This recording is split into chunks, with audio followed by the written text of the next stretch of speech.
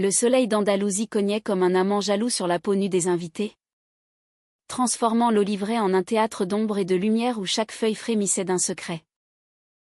Caroline sentit son cœur se serrer comme une olive pressée quand elle aperçut le badge, un petit cercle d'argent terni, épinglé négligemment sur la poitrine d'une femme qu'elle n'avait pas vue depuis 25 ans. Survivante du silence, y lisait-on en lettres gravées, et ces mots la frappèrent comme un coup de couteau invisible, ravivant une plaie qu'elle croyait cicatrisée. Dans l'instant suspendu, avant que les violons ne reprennent leur mélodie envoûtante, Caroline revit tout, les nuits volées à Paris, les murmures étouffés sous les draps de soie, et ce baiser final, amer comme l'absinthe, qui avait scellé leur exil mutuel.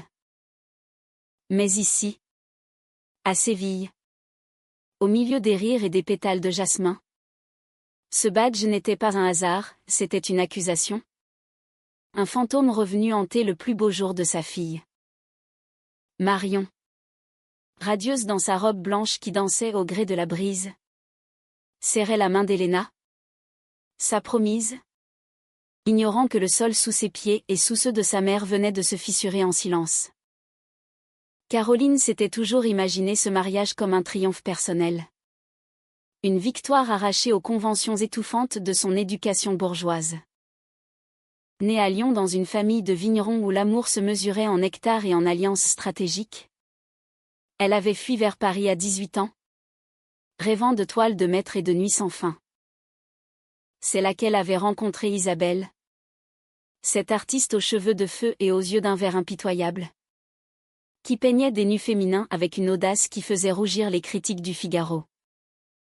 Leur histoire avait été un tourbillon, des promenades le long de la Seine, des disputes passionnées dans les ateliers de Montparnasse, des corps entrelacés qui défiaient les lois invisibles de la société des années 90. Mais l'amour, en France, n'était pas encore prêt à les accueillir pleinement. Isabelle, militante précoce pour les droits des femmes et des amoureuses interdites, portait déjà en elle les stigmates d'un coming-out trop tôt, trop brutal. Nous sommes des survivantes, lui murmurait-elle un soir, en caressant du bout des doigts le poignet de Caroline, où une fine cicatrice rappelait une tentative de suicide adolescente. C'est de là que venait le badge? Ce talisman discret que les membres de leur cercle secret arboraient comme un badge d'honneur ou de deuil. Caroline avait fui. Pas par lâcheté, se disait-elle encore aujourd'hui, mais par nécessité. Son père, ce colosse au verbe tonitruant, avait arrangé un mariage avec Henri, un ingénieur stable, fils d'un industriel lyonnais. L'amour passe, la terre reste, avait-il grogné lors de la demande en mariage forcé. Et Caroline, enceinte de Marion 9 mois plus tard, avait enterré Isabelle au fond de son âme, comme on enterre un trésor maudit. Marion grandit dans l'ombre de cette union fade, à Séville où Henri avait été muté pour un projet d'irrigation des Oliveraies. La petite fille aux boucles blondes et aux yeux bleus si différents des siens, vert et perçant devint le soleil de Caroline, un rayon de lumière dans la grisaille conjugale. Henri, distant et absorbé par ses équations, laissait à sa femme le soin d'élever leur miracle, comme il l'appelait. Mais Caroline savait, au fond d'elle, que Marion était un pont entre deux mondes, conçu dans l'amour fugace d'une nuit avec Henri, juste après la rupture avec Isabelle, pour ancrer sa nouvelle vie. Séville l'avait sauvée, d'une certaine manière. La ville aux 1000 patios fleuris, aux azulégeaux bleus qui miroitaient sous le soleil implacable, offrait un exil doux, loin des hivers parisiens et des regards inquisiteurs. Caroline s'était plongée dans l'enseignement du français à l'université locale, où les étudiants, imprégnés de la flamme gitane du flamenco, lui rappelaient la passion qu'elle avait fui. Marion, quant à elle, Grandit bercé par les contes de fées revisités que sa mère lui chuchotait, des princesses qui s'embrassaient au clair de lune. Des reines qui régnaient sans prince. C'est ainsi que Marion, à 16 ans, confia à Caroline son premier amour pour une camarade de classe. Sophia. Aux cheveux noirs comme l'ébène et au rire contagieux. Maman. Est-ce que c'est mal, avait-elle demandé, les yeux emplis de larmes. Caroline, le cœur battant, l'avait serré dans ses bras. Non. Ma chérie. C'est le plus beau des cadeaux. Mais garde-le précieusement. Comme un jardin secret. Ces mots, prononcés d'une voix chevrotante, étaient les premiers aveux qu'elle se faisait à elle-même depuis des années. Les années passèrent en un tourbillon de confidences et de silences complices. Marion étudia les arts à Madrid, puis revint à Séville pour ouvrir une galerie d'art contemporain, spécialisée dans les œuvres queer qui osaient défier les normes. Elena, sa fiancée, était une danseuse de flamenco aux origines catalanes, avec une grâce féline et une détermination farouche qui rappelait à Caroline sans qu'elle ose l'admettre la fougue d'Isabelle. Leur amour était pur, éclatant, comme un feu d'artifice sur la Giralda au soir de la feria. Le mariage avait été planifié pendant des mois, une cérémonie intime dans l'oliveraie familial, héritée d'Henri qui, divorcé depuis 10 ans, avait préféré s'exiler à Madrid pour laisser les femmes à leur folie. Caroline, seule avec sa fille dans les préparatifs, avait cousu la robe de Marion de ses mains, fil par fil, comme pour tisser un voile protecteur contre le monde. Ce sera parfait, maman, avait promis Marion, en l'embrassant sur la joue. Et toi, tu seras la plus belle des mères de la mariée. Pourtant, ce jour-là, alors que les invités un mélange éclectique d'artistes, d'universitaires et de cousins andalous aux tempes argentées s'installaient sous les tentes de lin blanc, Caroline sentit un malaise diffus l'envahir. La brise portait l'odeur entêtante des orangers en fleurs, et les rires fusaient comme des bulles de cava. Elle ajusta son chapeau de paille orné d'un ruban bleu, cadeau de Marion, et s'assit au premier rang, à côté de la tante Rosa, une veuve exubérante qui ne cessait de vanter les vertus du mariage moderne. C'est alors qu'elle la vit. Isabelle. Vieillie. Certes les cheveux désormais poivre et sel, coupés courts en un carré sévère, et des rides creusées autour des yeux qui trahissaient des nuits sans sommeil. Mais c'était elle. Indéniable. Dans une robe noire simple qui contrastait avec la joie ambiante. Un verre de vin à la main. Discutant avec un groupe d'inconnus. Comment était-elle là? Caroline fouilla sa mémoire. Marion avait mentionné une sponsoring d'une fondation parisienne pour la galerie. Une mécène anonyme qui avait financé l'exposition queer de l'année. Isabelle, survivante, avait bâti une vie d'activiste, voyageant de conférence en conférence pour plaider la cause des invisibles. Leur regard se croisa par hasard, au moment où Isabelle se tournait pour saluer un nouvel arrivant. Un éclair, un abîme. Isabelle pâlit. Son verre trembla légèrement. Et elle porta instinctivement la main à sa poitrine, où brillait le badge. Caroline se leva d'un bond, prétextant un besoin d'air, et s'éloigna vers un olivier isolé, le cœur cognant comme un tambour de flamenco. Caroline, murmura une voix derrière elle, rauque et familière, chargée de 25 ans de regrets non dits. Elle se retourna, les jambes flageolantes. Isabelle se tenait là, à 2 pas, le badge scintillant comme un phare dans la pénombre des feuilles. « Qu'est-ce que tu fais ici ?» balbutia Caroline. La voix brisée. Isabelle esquissa un sourire amer. « Ta fille m'a invitée. » Elle admire mon travail. Et toi? Tu portes toujours ce bleu qui te va si bien. Le silence s'étira. Plus lourd que la chaleur andalouse. Puis, Isabelle ajouta. D'une voix plus basse, le badge. C'est pour te rappeler que je n'ai pas oublié. Ni toi. Ni nous. Caroline sentit les larmes monter. Chaudes et salées. Marion. Elle ne sait rien. Henri non plus. J'ai tout enterré. Isabelle s'approcha, effleurant son bras d'un geste hésitant. Et si c'était l'heure de déterrer? Ce mariage. C'est un signe. Pour elle. Et pour nous. Mais avant que Caroline ne puisse répondre, les cloches de l'église voisine sonnèrent, annonçant le début de la cérémonie. Marion et Helena avançaient, main dans la main, vers l'arche fleurie, ignorantes du cataclysme qui se préparait dans l'ombre. Les violons entamèrent un air languissant, inspiré des mélodies sévillanes, où les cordes pleuraient comme des amants séparés par la mer. Marion.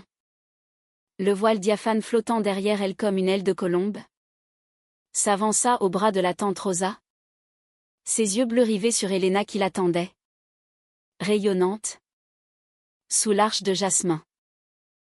Les invités retinrent leur souffle, c'était un tableau vivant, une fresque de couleurs vives contre le vert argenté des oliviers, où l'amour osait enfin s'afficher au grand jour.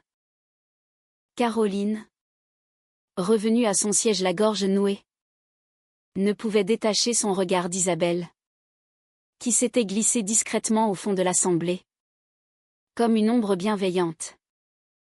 Chaque note de musique ravivait un souvenir, les soirées dans le Marais, où Isabelle grattait une guitare en sourdine pendant que Caroline lisait des vers de Verlaine à voix haute.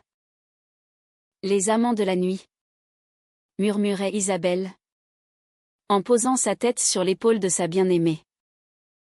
Ces moments, volés au monde, avaient été leur jardin d'Éden, jusqu'à ce que la réalité un appel de lion.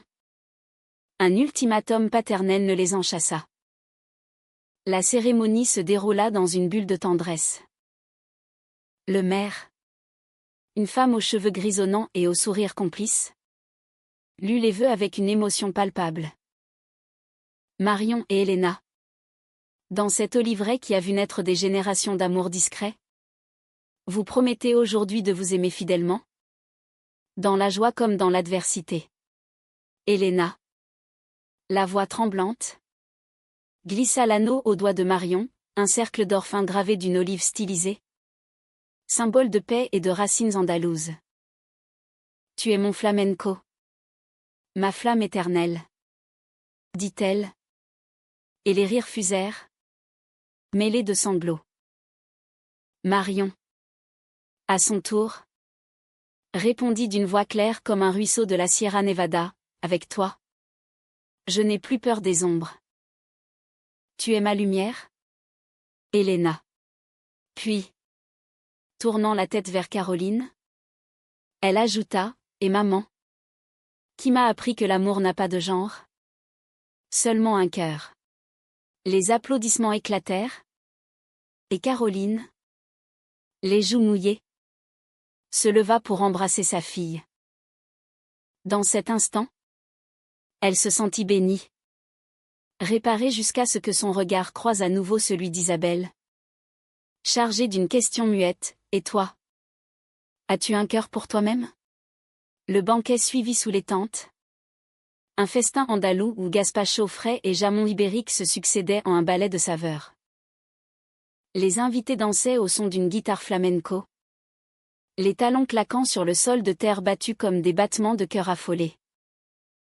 Marion et Helena ouvraient la piste, leurs corps enlacés dans une rumba sensuelle qui faisait rougir les plus âgés. Caroline, un verre de finot à la main, observait la scène depuis une table à l'écart, tentant de noyer son tumulte intérieur dans l'alcool pâle. Isabelle s'approcha enfin, après ce qui sembla une éternité. Puis-je m'asseoir, demanda-t-elle. Et Caroline hocha la tête. Muette. Elles restèrent ainsi un moment, à siroter en silence, tandis que les rires environnants formaient un cocon illusoire. Tu as une fille extraordinaire, brisa Isabelle le glace. Elle m'a écrit. Tu sais. Pour me remercier de mon soutien financier. Elle a dit que mon livre sur les amours cachés de l'histoire l'avait inspirée. Caroline tressaillit. Le livre d'Isabelle. Les ombres roses. Un recueil de biographies de femmes aimantes du XXe siècle. Avait été un best-seller discret en France. Elle l'a lu. À voix haute. Même. Lors d'un dîner. Maman. C'est comme si tu l'avais écrit toi-même. M'a-t-elle dit. La voix de Caroline se brisa sur ces mots. Et elle posa son verre. Comment as-tu su pour le mariage? Un email. Anonyme au début. Puis elle a signé. Marion Duval, ou devrais-je dire? Marion? Elle a tes yeux? Mais pas tout à fait. Isabelle marqua une pause. Ses doigts effleurant le badge. Ce symbole. Il était à nous. Tu te souviens? On l'avait fait graver après cette manif à Paris. En 94. Quand on a failli se faire arrêter pour un baiser trop visible. Caroline ferma les yeux. Assaillie par l'image, la place de la Bastille. La pluie battante. Leurs lèvres scellées sous les huées d'une foule hostile. J'ai tout fui. Isabelle. Pour elle. Pour survivre. Sa voix n'était qu'un murmure. Mais elle portait le poids d'un océan de regrets. Isabelle prit sa main. Un geste si naturel qu'il en était douloureux. Survivre n'est pas vivre? Caroline. Regarde-les. D'un signe de tête. Elle désigna Marion et Helena. Enlacées au centre de la piste. Indifférentes au monde. Elles osent. Pourquoi pas nous? Mais le destin, ce farceur andalou, intervint sous la forme d'un cousin ivre. Paco. Qui surgit en titubant. Un micro à la main pour un discours improvisé. À Marion et Helena. Et à Caroline. La mère courage qui a élevé cette beauté sans un père pour l'aider. Henri. Se lâche. Qui nous a quittés pour ces chiffres froids à Madrid. Les rires fusèrent. Bon enfant. Mais Caroline blêmit. Paco. Ignorant. Enchaîna sur des anecdotes familiales. Mais ces mots sans père résonnèrent comme un glas dans l'esprit de Caroline. Isabelle. Sentant sa détresse. Serra sa main plus fort. Viens. Sortons un instant. Elles s'éclipsèrent vers le bord de l'Oliveraie. Où la nuit commençait à tisser ses voiles étoilés. Assises sur un muretin de pierre. Face à la silhouette sombre de la cathédrale de Séville au loin. Elles parlèrent enfin. Ou plutôt. Isabelle parla. Libérant un flot de mots accumulés. J'ai cherché à te contacter. Après Lyon. Des lettres. Des appels anonymes. Rien. Puis j'ai appris pour le divorce. Pour Marion qui grandissait sans père ou presque. J'ai pensé que tu étais heureuse. À ta manière. Elle rit. Un son amer. Moi. J'ai voyagé. Berlin. New York. Des conférences où je plaidais pour des droits que nous n'avions pas. Mais chaque badge que je portais était un cri pour toi. Caroline. Les larmes coulant librement. Murmura, Marion. Elle n'est pas comme les autres. Elle a hérité de cette force. De cette audace. Mais si elle savait. Pour nous. Pour ce que j'ai sacrifié. Elle s'interrompit. secouée par un sanglot. Henri était un mensonge. Notre nuit. C'était un adieu. Et si elle apprenait que son père n'était qu'un fantôme? Isabelle la prit dans ses bras. Et pour la première fois depuis des décennies, Caroline se laissa aller contre une épaule familière. L'odeur de jasmin et de peinture à l'huile celle d'Isabelle inchangée l'enveloppa comme un manteau chaud. La vérité n'est pas un poison. Caroline. C'est une olive, amère au début, mais riche de saveur après. Elles restèrent ainsi, enlacées sous les étoiles, tandis que la fête battait son plein derrière elles. Mais le conflit couvait. Paco, dans son ivresse, avait semé le doute, un invité curieux, une tante bavarde, et bientôt, les murmures circuleraient.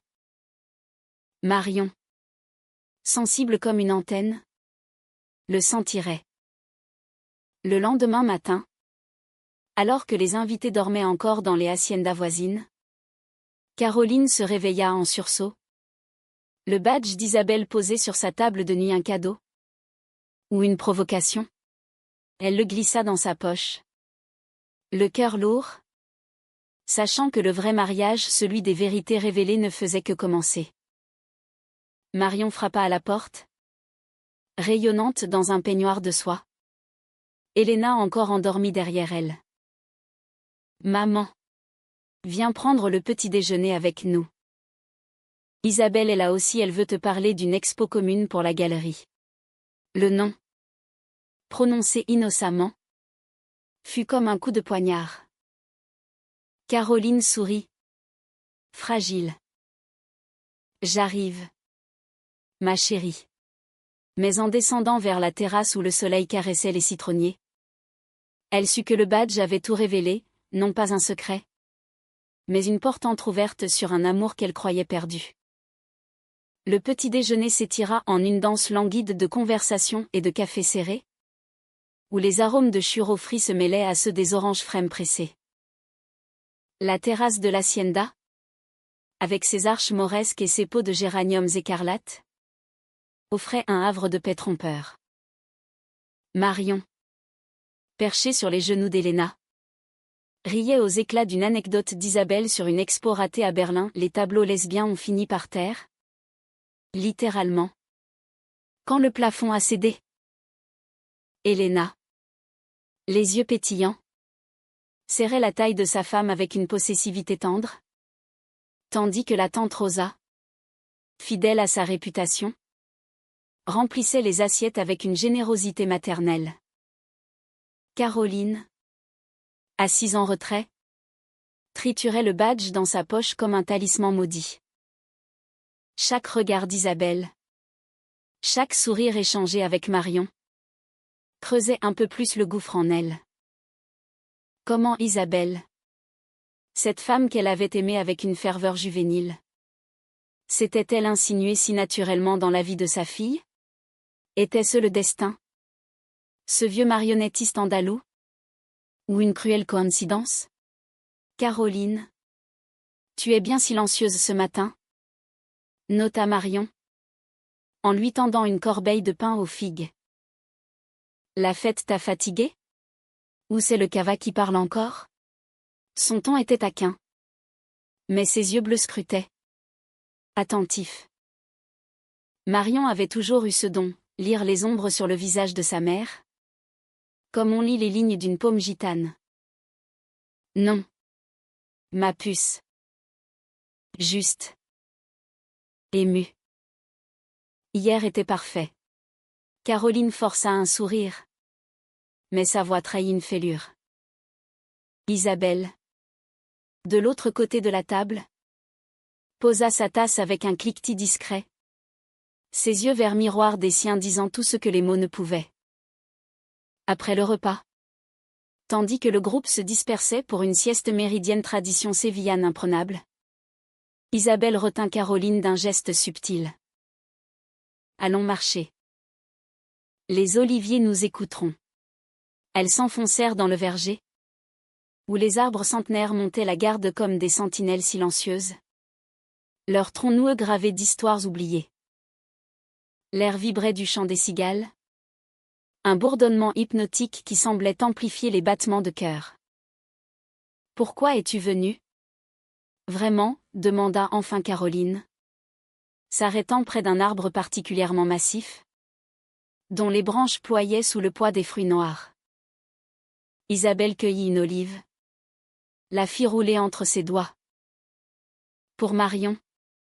D'abord. Elle m'a contacté il y a 6 mois. Via la fondation. Elle voulait financer son projet sans impliquer les chaînes familiales. Comme elle disait. J'ai vu en elle. Toi. Jeune. Cette flamme que tu avais avant de l'éteindre. Elle croqua l'olive, grimaçant à l'amertume. Puis j'ai vu les photos. Toi. À ses côtés. Lors des vernissages. Et j'ai su que je devais venir. Pour voir si le fantôme était encore vivant. Caroline s'adossa au tronc. La écorce rugueuse contre sa peau comme un rappel de la réalité. Le fantôme ? C'est moi. Isabelle. J'ai construit une vie sur des mensonges. Henri. Il n'a jamais su pour nous. Pour Paris. Et Marion croit que son père l'a quitté parce qu'il était un lâche. Pas parce que notre mariage était une coquille vide. Isabelle s'approcha. Son souffle chaud effleurant la joue de Caroline. Et si tu lui disais la vérité ? Pas tout. Pas d'un coup. Mais que l'amour de sa mère n'était pas si différent du sien. Ses lèvres frôlèrent presque celles de Caroline. Un baiser suspendu, chargé d'électricité. Nous pourrions recommencer. Ici. À Séville. Loin de Lyon. Loin des fantômes français. Mais le conflit éclata plus tôt qu'attendu. Paco. Ce diable d'homme. N'avait pas digéré sa cuite. Revenu de sa sieste avec une migraine lancinante, il traîna sa carcasse jusqu'à la piscine de l'Hacienda, où Marion et Elena se rafraîchissaient dans un éclat de rire. Et la belle-mère, lança-t-il à Caroline, qui passait par là avec Isabelle. Hier. J'ai vu comment tu regardais cette Parisienne. Des yeux de biche en chaleur. Attention. Avec ta fille lesbienne. On va finir par croire que ça se transmet dans le sang. Les mots tombèrent comme une bourrasque de Mistral. Gelant l'air. Marion. Sortant de l'eau en maillot. S'immobilisa. L'eau ruisselant sur sa peau hâlée. Elena. Derrière elle. Posa une main protectrice sur son épaule. Isabelle se raidit. Mais Caroline, le visage livide, explosa. Tais-toi. Paco. Tu n'es qu'un ivrogne qui voit des ombres là où il n'y en a pas. Paco ricana. Mais son regard balaya le badge sur la poitrine d'Isabelle. Oh. Et ça? C'est quoi? Survivante du silence? Ça sonne comme un club de vieilles lesbiennes repenties. Attends. Caroline. Tu connaissais ça? Le silence qui suivit fut assourdissant. Marion. Les yeux écarquillés. Se tourna vers sa mère. Maman? Qu'est-ce que ça veut dire? Sa voix. D'habitude si assurée. Chevrotait comme celle d'une enfant. Caroline sentit le monde basculer. Le badge. Ce maudit badge avait tout révélé non par ses mots, mais par le regard des autres. Marion. Ce n'est rien. Paco est saoul. Comme toujours. Mais Marion. Blessée dans sa joie nuptiale? Secoua la tête. Non. J'ai vu comment vous vous regardiez. Isabelle et toi. Hier soir. Pendant la danse. Et maintenant. Ce badge. Maman. Dis-moi la vérité. Es-tu comme moi? Les mots, prononcés avec une vulnérabilité poignante, brisèrent quelque chose en Caroline. Elle tomba à genoux sur le carrelage chaud, les larmes coulant. Oui. Ma chérie. Oui. J'ai aimé une femme. Autrefois. Isabelle. C'était il y a longtemps? À Paris. Avant toi. Avant Henri. J'ai fui. Par peur. Pour te protéger. Helena. Pragmatique. Aida Caroline à se relever. Tandis qu'Isabelle s'avançait. La main tendue. Marion. Pâle. Recula d'un pas. Tu m'as menti? Toute ma vie? Tu m'as laissé croire que j'étais seule. Que mon amour était un fardeau à cacher? Et Isabelle? Elle est venue pour l'argent? Ou pour toi? La trahison? Aiguisée comme une lame de Tolède? Trancha net. Marion tourna les talons. Courant vers la chambre. Helena sur ses talons. Paco. Confus. Marmonna des excuses avant de s'éclipser.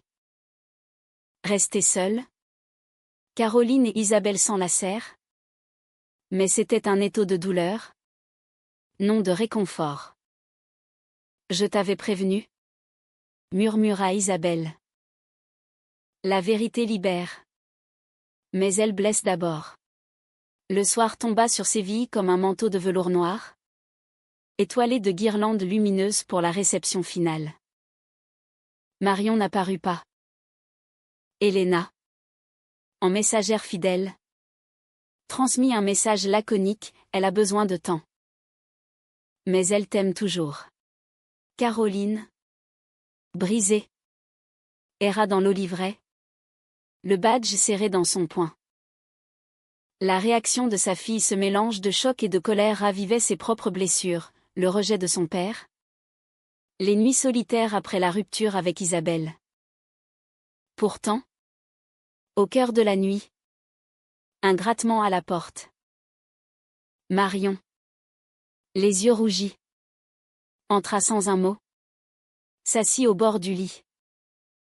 Raconte-moi tout. Maman. De Paris. D'Isabelle. De pourquoi tu as choisi le silence. Et Caroline parla. Des heures durant. Sous le murmure des fontaines de l'Hacienda. Elle déversa son âme, les baisers volés. Les manifestations. La fuite vers Lyon. La naissance de Marion comme un phare dans la tempête. Tu n'étais pas un accident? Ma puce. Tu étais ma raison de respirer. Mais j'ai eu peur que l'amour que j'avais connu si pur, si interdit ne te condamne. Marion écouta, pleurant en silence. Puis, dans un geste de pardon fragile, elle posa la tête sur l'épaule de sa mère. Tu m'as appris à aimer librement. Comment aurais-je pu te juger pour la même chose? Mais ça fait mal. De savoir que tu as souffert seule. Leur étreinte scella une trêve. Mais le vrai au point guettait, le lendemain. Quand Henri, alerté par un appel de Paco, débarqua de Madrid. Furieux.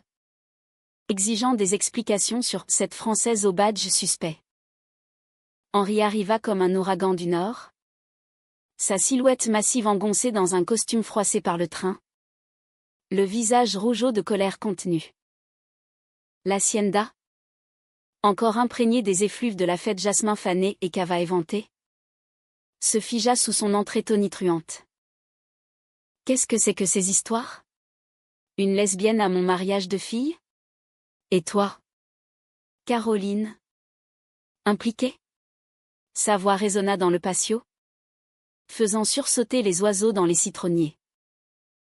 Marion, soutenue par Helena, descendit l'escalier en robe de chambre, les traits tirés par une nuit blanche. Papa, ce n'est pas ton mariage. C'est le mien. Et maman n'a rien fait de mal. Mais Henri, sourd à la raison, pointa un doigt accusateur vers Isabelle, qui se tenait en retrait, le badge dissimulé sous son foulard. Et elle? Qui est-ce? Une amie de passage? Ou la raison pour laquelle notre union a capoté? Caroline, qui avait passé la nuit à veiller avec Marion, se leva d'un bond, la fatigue cédant à une colère longtemps réprimée. Henri, tais-toi. Tu n'as jamais été là. Pour moi. Pour elle. Tu as fui dans tes bureaux. Tes équations. Laissant un vide que j'ai comblé seul. Les mots jaillirent comme un torrent. Libérée par le badge qui pendait maintenant ostensiblement à son cou, un geste de défi qu'elle avait accompli à l'aube. Sous le regard approbateur de Marion. Henri blêmit. Mais contre-attaqua, seul? C'est toi qui as refusé l'intimité. Tes migraines. Tes voyages culturels à Paris. Je savais. Caroline. Au fond. Je savais que tu portais un secret. Mais pour Marion. J'ai fermé les yeux. Le silence qui suivit fut un abîme. Marion. Les yeux écarquillés. Murmura, papa. Tu savais pour maman? Helena. Sentant la tempête.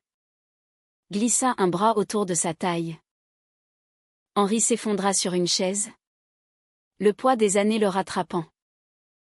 Oui. Une lettre. Il y a 15 ans. Anonyme. De Paris. Ta femme aime les femmes, disait-elle.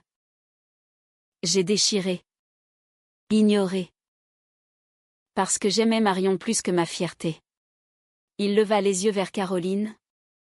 Pour la première fois vulnérable. Pourquoi maintenant? Ce badge. C'est elle. N'est-ce pas? La lettre. Isabelle s'avança. La voix calme comme un lac andalou.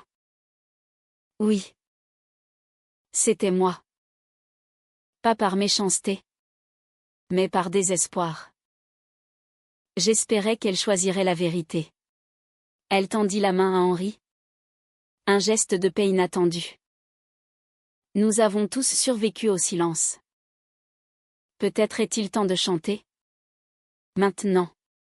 Le conflit culmina en une confrontation brute. Où les voix s'entremêlèrent comme les cordes d'une guitare flamenco, accusation. Regret. Aveu.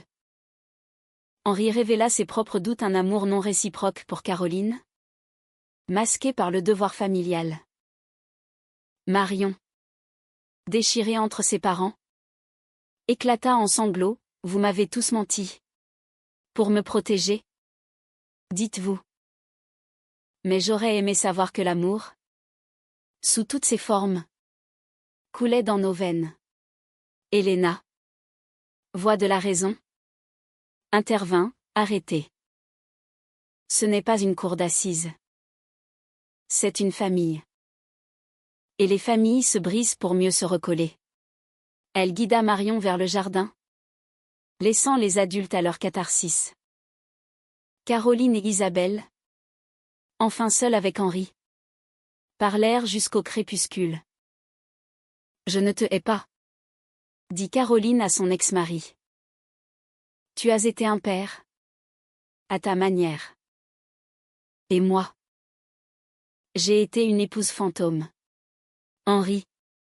Les épaules voûtées. Acquiesça. Va vers elle. Caroline.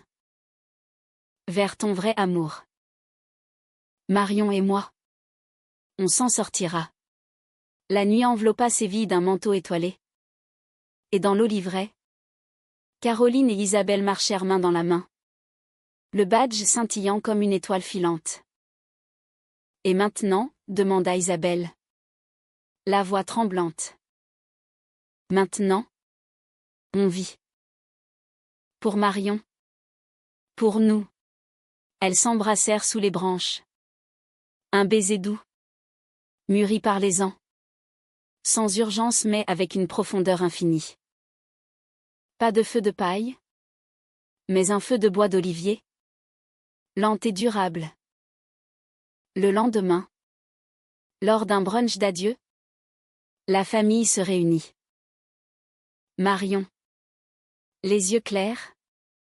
Épingla un badge neuf au revers de sa robe, un arc-en-ciel frais. Symbole de renaissance. Pour les survivantes, dit-elle, en embrassant sa mère.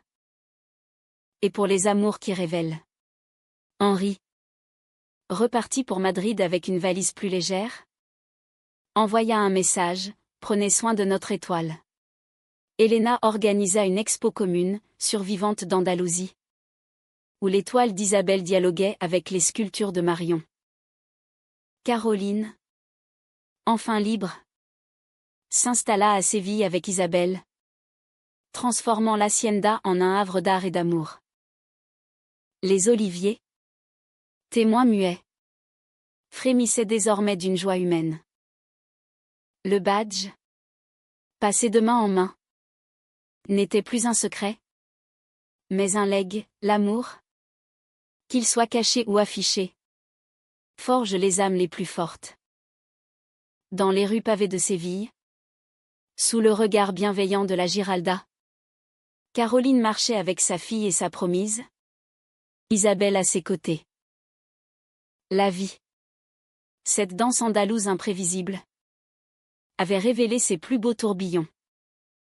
Et dans chaque olive pressée, chaque note de flamenco, elles entendaient l'écho d'un amour éternel, humain, imparfait, infiniment précieux.